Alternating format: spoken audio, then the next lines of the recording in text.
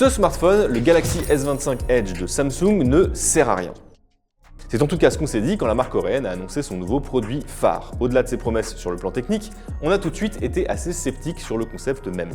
Pourquoi? Parce que le S25 Edge répond à une tendance qui, comme beaucoup d'autres avant elle, nous semble un peu vaine. Ou en tout cas, semble être la dernière fulgurance émanant d'une industrie un peu à court d'idées et qui tente tout ce qu'elle peut pour attiser la curiosité des technophiles et du grand public. En l'occurrence, cette tendance, c'est donc la finesse. Avec le développement des smartphones pliants, la question de l'épaisseur des smartphones est revenue d'entre les morts. Et oui, l'inconvénient quand on a deux écrans, c'est qu'on a vite fait d'avoir une grosse brique dans la poche, donc pour pallier ce problème, il a fallu tout mettre en œuvre pour réduire cet embonpoint. On a ainsi eu plusieurs exemples récents, à moins de 4,5 mm d'épaisseur dépliée, comme le Oppo Find N5 ou le Honor Magic V3. Une prouesse qui s'explique notamment par l'utilisation de batteries silicium-carbone à la place du traditionnel lithium-ion, ce qui permet de rajouter de l'énergie sous le capot tout en réduisant la taille de l'accumulateur.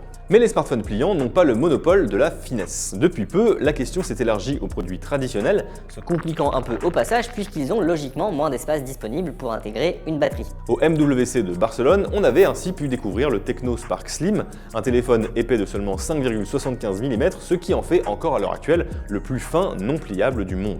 Mais bon, Tecno c'est une marque assez peu connue par chez nous puisqu'il s'agit d'un constructeur chinois qui opère principalement en Afrique. On s'attendait donc à voir une entreprise de plus grande envergure s'emparer du dossier et c'est donc Samsung qui s'est lancé en premier. Bon, disons-le d'emblée, ce Galaxy S25 Edge n'a rien de catastrophique, loin de là. Je vous mets le lien vers le test complet dans la description de la vidéo, mais on va quand même revenir sur les points les plus importants à retenir. Bon déjà, au final, le format de ce smartphone a quand même quelque chose d'intéressant. Oublions un peu ces 5,8 mm d'épaisseur, qui passent d'ailleurs à 10,2 mm si on ajoute le bloc photo, pour se concentrer sur le reste. Avec 163 grammes sur la balance, c'est surtout un smartphone léger qu'on a entre les mains. Alors attention, ce n'est pas le plus léger du marché, d'ailleurs le S25 classique pèse 1 gramme de moins. Mais Samsung a eu la bonne idée de ne pas transiger sur les matériaux utilisés pour faire maigrir son produit. Le châssis est recouvert de titane, le dos est vitré avec effet mat, et l'avant est protégé par une vitre Gorilla Céramique 2.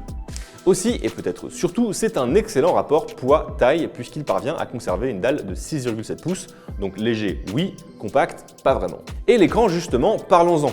On ne l'a pas dit jusque-là, mais ce S25 Edge ressemble à s'y méprendre au S25 Plus et ça se ressent en particulier sur cette partie. On est donc sur une dalle AMOLED avec taux de rafraîchissement variable LTPO et les mesures en labo sont quasiment les mêmes que sur son grand frère et même un peu meilleures. On a un pic lumineux grimpant à 2349 candela par mètre carré, une réflectance de 41,03%, un delta E de 1,22 en mode couleur naturelle et une température des couleurs très correcte mesurée à 6276 Kelvin.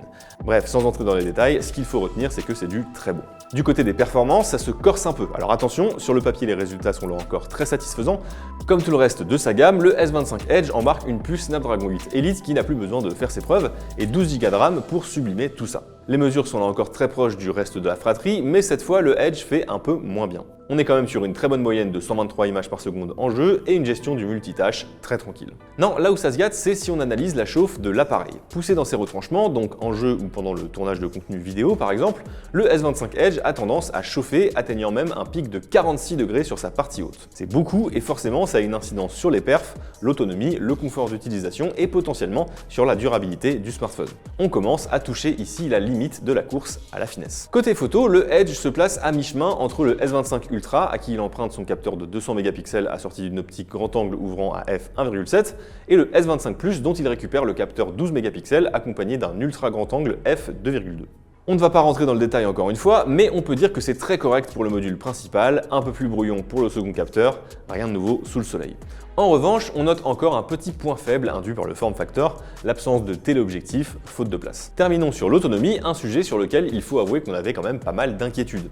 Depuis le Galaxy Note 7 et sa tendance légèrement regrettable à l'explosion, Samsung s'est toujours montré ultra prudent sur ses batteries. Dans cet esprit, la marque ne semble pas encore prête à passer au silicium carbone, qui certes fait de plus en plus ses preuves chez la concurrence, mais qui se traîne aussi la réputation d'un système sujet à l'instabilité. Donc on reste au lithium-ion sur le Edge, mais pour quel résultat? Eh bien on peut dire que Samsung limite la casse même si on est loin des smartphones les plus endurants du marché. Avec sa batterie de 3900 mAh, le S25 Edge a tenu 19h et 29 minutes sur notre protocole, À titre de comparaison, les S25 Plus et S25 Ultra embarquent respectivement 1000 et 1100 mAh de plus pour 25h40 et 24h21.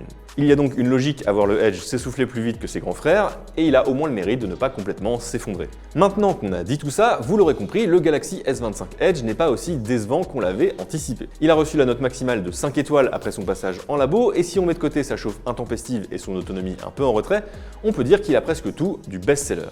Mais tout est dans ce presque pour deux raisons. La première, c'est son positionnement tarifaire. Lancé à partir de 1 249 € plusieurs mois après le reste de sa gamme, le S25 Edge nage entre deux eaux. À l'heure actuelle, on trouve aussi bien le S25 Plus que le S25 Ultra, à qui il emprunte le plus gros de ses caractéristiques, pour bien moins cher. Si la comparaison peut encore tenir à peu près face au S25 Plus, elle s'effondre face au Ultra, l'un des, si ce n'est le meilleur smartphone de l'année jusque-là. Dit autrement, à moins de tenir absolument au format du S25 Edge, on ne voit pas trop qui pourrait vraiment s'y intéresser, et encore moins pourquoi. L'autre bémol, c'est justement la question de la pertinence de ce concept. À l'heure où les smartphones sont plus puissants que jamais, où leurs écrans sont plus lumineux et qualitatifs que jamais, où les batteries de marathoniens se démocratisent, difficile de se démarquer. La finesse, on l'a dit, c'est la dernière lubie d'une industrie qui se cherche des arguments. Mais qui ça intéresse vraiment ? Les consommateurs ou les constructeurs, le marketing et éventuellement, en élargissant un peu, les observateurs de la tech dont nous faisons partie en quête de la moindre innovation? Peut-être que les ventes du Edge nous donneront tort, mais il nous semble en tout cas que, comme on dit, la question est vite répondue. L'autre interrogation qui découle de tout ça, c'est pourquoi Samsung s'est lancé sur ce chantier en particulier. Et la réponse se trouve peut-être en Californie, du côté de Cupertino. Depuis plusieurs mois, voire plusieurs années, la rumeur d'un iPhone Air, donc lui aussi centré sur la finesse, enfle de manière exponentielle du côté des observateurs d'Apple. On peut imaginer que Samsung a voulu damer le pion à son concurrent direct, et si d'aventure la marque à la pomme officialise un tel produit, alors qui sait, peut-être que la finesse redeviendra la nouvelle coqueluche. D'ici là, dites-moi en commentaire ce que vous pensez de ce Galaxy S25 Edge, si la finesse peut effectivement faire partie de vos critères, ou au contraire s'il y a d'autres domaines où vous attendez d'autres améliorations sur le marché des smartphones. Merci d'avoir suivi cette vidéo jusqu'au bout, j'espère qu'elle vous a plu. N'hésitez pas à vous abonner si c'est le cas, et surtout, prenez soin de vous. A bientôt sur la chaîne des numériques.